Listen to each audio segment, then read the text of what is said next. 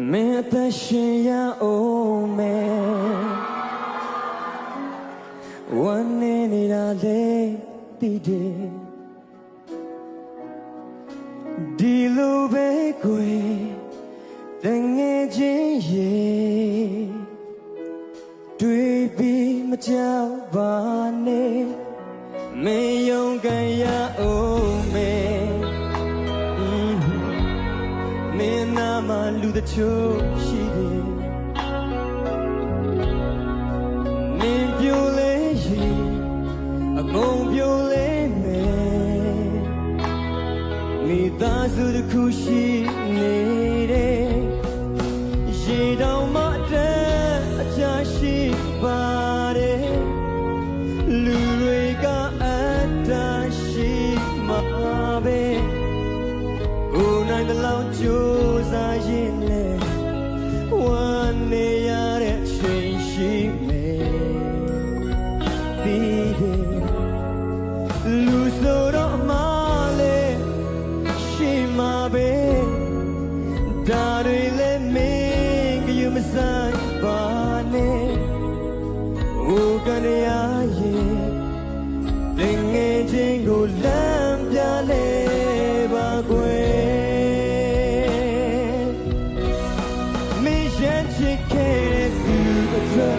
Me mango ne men pera shi de lu twa shin dan ya me wan ne pi yo tiao te ngo ma ne ne me chu sa pi yo pian tha ba nge chin ye me twa se phit me lu twa me mango ne men pera shi de lu twa shin dan ya me wan ne pi yo tiao te ngo ma ne ba ne me chu sa pi yo pian tha ba nge chin ye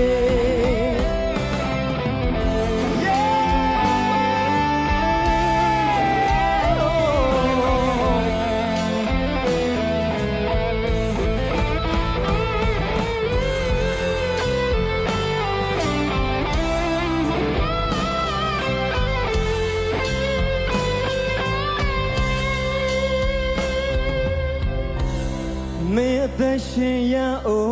me no singing it a lady no Dilo be kwe o the nge chin ye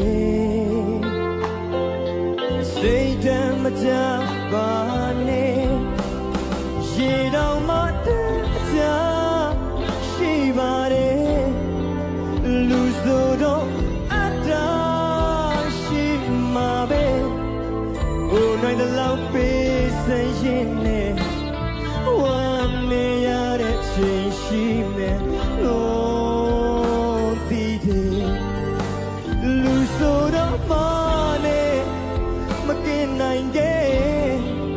Da de le me ge you ma sai lai ne Oh, gan ya ye Dang nge chin ko lam pya Lai ba kwe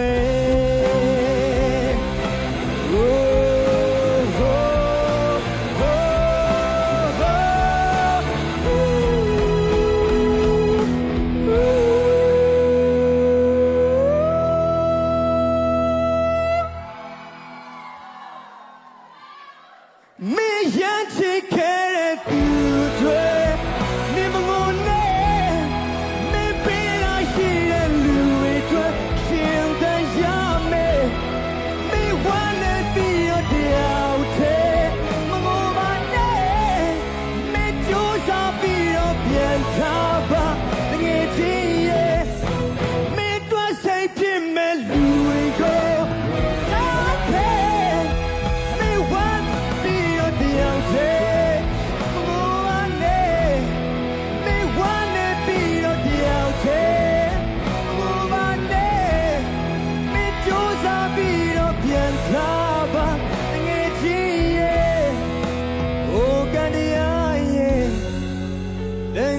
Jingle lamp ya labor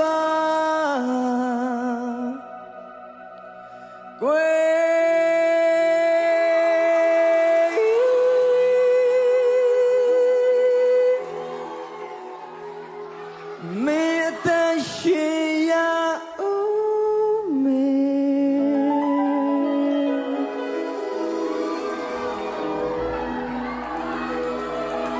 I'm from ကျော်ဦးဖြစ်ပါရဲ့ရှင်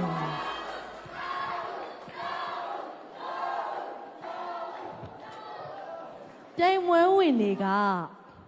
စပြီးတော့ပြိုင်သွားတဲ့ကနေဒီနေ့အထိပေါ့နော်တယောက်ကိုတကွက်စီတော့ပြကြတယ်နော်ဟုတ်လားဟုတ်ကဲ့ပါဆိုတော့ကဲမောင်လေးရဲ့ဒီဆိုရှင်ပြိုင်မှုနဲ့ပတ်သက်ပြီးတော့ဒိုင်သူကြီးမင်းများရဲ့မှတ်ချက်များကိုလည်းရင်ခုန်စွာနဲ့ကြားပြရစီရှင်ဝင် contestant တွေအားလုံးပေါ့နော်တယောက်နဲ့တယောက်နဲ့အာသာချက်အားနေချက်ကိုစီတော့ရှိကြတာပဲဒါပေမဲ့ comfort zone ထဲမှာနေတဲ့သူနဲ့ဒီ comfort zone ရဲ့အပြင်ကိုထွက်ပြီးတော့အနေရရှိတဲ့အလုပ်ကိုလုပ်ကြတဲ့သူတွေလည်းစွန့်စားတဲ့သူတွေပေါ့နော်အဲ့ထက်မှာကြော်ဦးပါပါတယ်တချို့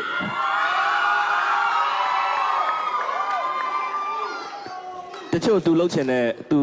အော်ချင်တဲ့သူပြချင်တဲ့ဟာတွေကတချို့ physical တခုဖြစ်သွားလို့ရှိရင်ပြိုင်ပွဲတွေမှာ immediate အနေရရှိတဲ့ဟာကိုသူစွန့်စွန့်စားအမြဲလုပ်ပါတယ်ဒါပေမဲ့ဒီမှာလဲသူစွန့်စားထားတဲ့အတိုင်းကိုအစမှဆုံးတက်တက်ရရနဲ့ပြိတ္တရင်နဲ့ရအောင်ဆိုသွားနိုင်တဲ့အတွက်ဆရာအများကြီးဂုဏ်ယူပါတယ်ကျေးဇူးလည်းတင်ပါတယ်ကျေးဇူးတင်ပါတယ်ဆရာ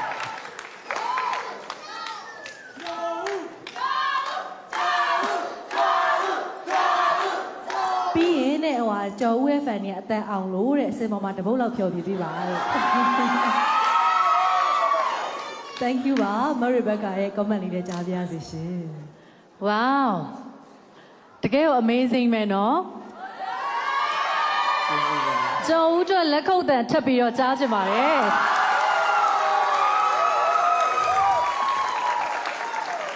သူကနောက်ပိုင်းမှာ creation တွေတအားပါတဲ့ခါကျတော့သူက falsetto တွေရောဘာတွေရောဆိုရဲသူ new territory တွေသူသွားတယ်ပေါ့အများကြီးနယ်မြေအသစ်တွေကိုသူချဲ့ထွင်လိုက်တဲ့ခါကျတော့သူကစစချင်းမှာအရန်ကို focus လုပ်ပြီးတော့မှအရန် cool down calm down ဖြစ်အောင်လို့ပေါ့နော်အဲ့လိုဆိုနိုင်တာကိုချီးကျူးတယ်ပြိုင်ပွဲဝင်အားလုံးပေါ့နော်ရှေ့ရှေ့မှာဆိုသွားကြပြိုင်ပွဲဝင်အားလုံးမှာဆိုရင်စိတ်လှုပ်ရှားမှုအနေငယ်ပေါ့ရှိရဆိုတာကိုပေါ်လွင်တာကိုတွေ့ရတယ်ဒါက professional singer တွေတောင်မှစိတ်လှုပ်ရှားမှုရှိတယ်အဲ့ဒီအတွက်ကြောင့်မလို့ပြိုင်ပွဲဝင်တွေရှိရလဲဒါကတဘာဝပဲအဲ့လိုမျိုးစိတ်လှုပ်ရှားမှုတွေကိုထိန်းချုပ်နိုင်ပြီးတော့မှလုံးဝတီတီငိမ့်ငိမ့်နဲ့ကိုသွားခြင်းနဲ့နေမြေအစ်စ်တွေကိုဖန်တီးထားတဲ့ဖန်တီးမှုအစ်စ်တွေစီကိုရောက်သွားအောင်လို့စနစ်တကျသွားနိုင်တယ်ဘယ်ရမတာသွားလိုက်တာမဟုတ်ဘူးเนาะအေးစစ်စစ်စနစ်တကျသွားလိုက်တယ်အဲ့တော့ရမ်းပဲဂုဏ်ယူပါတယ် congratulations ပါကျေးဇူးများတင်ပါတယ်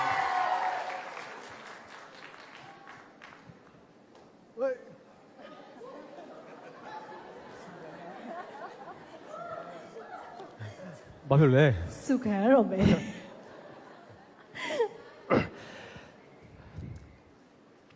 fashion ရဲ့ performance ပိုင်းရဲ့အများနဲ့ဆုံးဖြတ်လာတဲ့အကိုတချင်းနားထောင်တဲ့အချိန်မှာ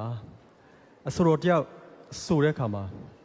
အဲ့ဒီအဆိုတော်တယောက်ဆိုတဲ့တချင်းပေါ်မူတည်ပြီးတော့ဘယ်လောက်ထိတန်ဖိုးထားမျက်နှိုးထားပြီးတော့နားထောင်တတ်တယ်လဲဆိုတော့အကိုရဲ့ခံစားချက်ကလေးအတွေ့အကြုံလေးအကိုပြောပြမယ်နော်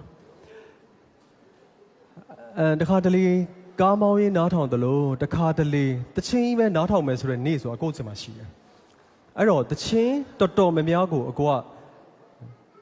ဆုံးဖြတ်တဲ့အခါမှာအကိုရင်ထဲမှာဘယ်လိုခံစားရတယ်လဲဆိုတဲ့အပိုင်းကိုကိုကဦးစားပေးလေးရှိတယ်နော်ဟိုအမားတို့ညီမတို့ဆရာတို့ဒီပညာရှင်တွေပြောတဲ့အပိုင်းနဲ့ကိုကတော့ဘယ်တော့မှတူနေမှာမဟုတ်အစတော်တယောက်ကတဲ့သူတချင်းစဆိုတဲ့အခါမှာသူဆိုတဲ့ပုံစံမျိုးနဲ့သူဟာနာမည်ရသွားပြီးတော့တချင်းတွေကိုပို့ဆိုတတ်လာတယ်ပို့ပြီးတော့အတွေ့အကြုံတွေရှိလာတယ်သူ့ရဲ့အောင်မြင်မှုပေါ်မူတည်ပြီးတော့အစတော်တယောက်ကပုံစံမျိုးစုံနဲ့သူ့ရဲ့ life ကိုတချင်းတွေကိုဖန်တီးလေးရှိတယ်တဲ့အဲ့ဒီအခါကိုကတချင်းနားထောင်တဲ့သူတွေကဘာခံစားရလဲဆိုတဲ့အခါကျတော့ပထမဆုံးသူတချင်းစဆိုတာနဲ့အဲ့တုန်းကပေါက်တဲ့တချင်းနဲ့သူကအမြဲပေါက်လာတဲ့တချင်းတွေနဲ့ကအတန်ရောစိုးပုံစိုးပေါက်တွေရောမတူတော့ဒါပေမဲ့အကိုတို့နားထောင်တဲ့သူတွေဘာခံစားရလဲဆိုတဲ့အခါကျတော့တခါတလေမှာသူ့အရန်နာမည်ကြီးသွားပြီးတော့ပေါက်တဲ့တချင်းကိုခံစားရတယ်ဆိုတာထက်တခါတလေကျရင်သူအစမှာသူ့ဘဝကိုစတင်တဲ့ချိန်မှာဆိုတဲ့တချင်းဆိုပုံကို ပို့ပြီးဆွဲလန်းတဲ့သူတွေရှိနေတတ်တယ်အဲ့ဒါဘာလဲဆိုတော့အစတော်တယောက်ကတဲ့သူနာမည်ကြီးသွားတာနဲ့ပြောချင်တဲ့သဘောတရားကွာ emotional တွေပို့ပြီးတော့ထည့်ပြီးတော့နော်ဆိုတာတို့တချင်းကိုပညာပြတာတို့အတန်ကိုကစားတာတို့လုပ်လို့ရှိတယ်အဲ့တော့တခါအကိုတို့လေဒီတချင်းကိုနားထောင်နေတဲ့အချိန်မှာတချင်းတစ်ပုဒ်ပေါ့နော်နားထောင်နေတဲ့အချိန်မှာအဲ့ဒီအဆိုတော်တယောက်ကဘာဆူဆူပောက်တယ်ဆိုတော့သူ့ရဲ့တချင်းတိုင်းကသူကဒီခါတလေကျရင်သူ့တချင်းကိုပေါ့နော်အကိုတို့နားထောင်တဲ့ခါကျလို့ချင်းစကလုံးပီတာကြည်များဖို့အတွက်ကိုအကိုတို့ကလိုက်ပြီးတော့နားထောင်ဒါပေမဲ့ तू ဘာဆူဆူအကိုတို့ကကြိုက်နေတာသူ့ရဲ့စမ်းကလည်းတအားကြောက်ဖို့ကောင်းတယ်အကိုဆိုလို့ရှိရင်သူ့ကို interview ဖို့အတွက်ကို3ရက်တိတိ तू မရှိတဲ့အိမ်မှာအကိုထိုင်ဆောင်ဘူးတယ်သူ့ကိုဘယ်လောက်ထိကြိုက်လို့အကို interview မလဲဆိုတာအဲ3ရက်တိတိ तू အိမ်ကိုပေါ်မလာဘူးဒါပေမဲ့3ရက်မြောက်တဲ့နေ့မှာ तू ပေါ်လာတယ်သူ့တချင်းကိုအကိုအဲ့လိုမျိုးသူ့ကိုအကိုမေးချင်တဲ့အရာအကိုမေးတယ်ပေါ့နော်အဲ့လောက်ထိကြိုက်တဲ့အဆိုတော့နော်ဒါပေမဲ့ तू ကနောက်ပိုင်းတချင်းဆိုတဲ့အခါမှာ तू ကတချင်းကိုပညာပြတဲ့ပုံစံမျိုးတွေကို तू ပို့ပြီးတော့ဆိုတယ်ပေါ့နော်အဲ့ဒီအခါမှာအကိုကအဲ့ဒီ तू တချင်းဆိုတဲ့ဥစ္စာကိုဒီတိုင်းနားထောင်နေဆိုပေမဲ့ဘေးနားမှာဒီတချင်းရဲ့ပညာရဲ့ပိုင်းဆိုင်ရာကြီးတချင်းရဲ့တခြားသောခံစားချက်တွေပညာရဲ့ပိုင်းဆိုင်ရာတွေကိုမသိတဲ့သူတွေနားထောင်တဲ့အချိန်မှာအော်မလိုအပ်ဘဲနဲ့တော့တဲ့ तू ကပညာတွေပြတယ်ဆိုပြီးတော့ထပြီးပြောချလိုက်တာပြောလိုက်တဲ့ကမှာအဲ့ဒီဥစ္စာကိုကိုကတော့ခံစားမိနေတာပေါ့နော်အဲ့ဒါမျိုးကိုတို့အမြဲခံစားရဘာလို့ဆိုတချင်းနားထောင်တဲ့သူတွေကလည်းတစ်ခါတလေကြလို့ရှိရင်သူတို့ရင်ထဲကိုဘလို့မျိုးဆိုလိုက်မလဲဘလို့ဆိုမလဲဆိုတာကိုလည်းလေမျှော်လင့်နေကြတတ်တယ်သိလားနောက်တစ်ချက်မြန်မာစတာတောက်လျှောက်ပြိုင်တဲ့အချိန်မှာအကိုအမြဲပြိုင်ပွဲဝင်တွေနဲ့ပတ်သက်ပြီးတော့အမြဲပြန်ပြီးတော့အပြင်မှာတွေ့လို့ရှိရင်လည်းရန်ဖြစ်တဲ့ comment တွေအကိုပြန်ပေးလေးရှိတယ်တခါတလေကြားလို့ရှိရင်လည်း live မှာအကိုကပြန်ပြောတာမင်းတို့တွေကမြန်မာစတာကနေပြီးတော့အတန်ကောင်းတဲ့သူတွေမထွက်ပါဘူးကွာဘာမှလည်းအဆိုကောင်းတခြားအဆိုပြိုင်ပွဲတွေနဲ့ရှင်ပြီးတော့အကိုတို့ကိုပြောလို့ရှိတယ်အဲ့လိုအခါမျိုးမှာအကိုရဲဝုံနဲ့အမြဲတမ်းပြန်ပြီးတော့ခေတ်စကားနဲ့ပြောချင်ပြန်တုတ်တယ်ပေါ့ကွာအကိုကပြန်ပြောတာကျော်ဦးကိုကြည့်လိုက်ကျော်ဦးထက်ကောင်းတဲ့အဆိုရှင်ပြိုင်ပွဲဝင်ရှင်ငါစီခေါ်လာခဲ့ဆိုပြီးတော့အမြဲတမ်းပြန်ပြောလို့ရှိပါ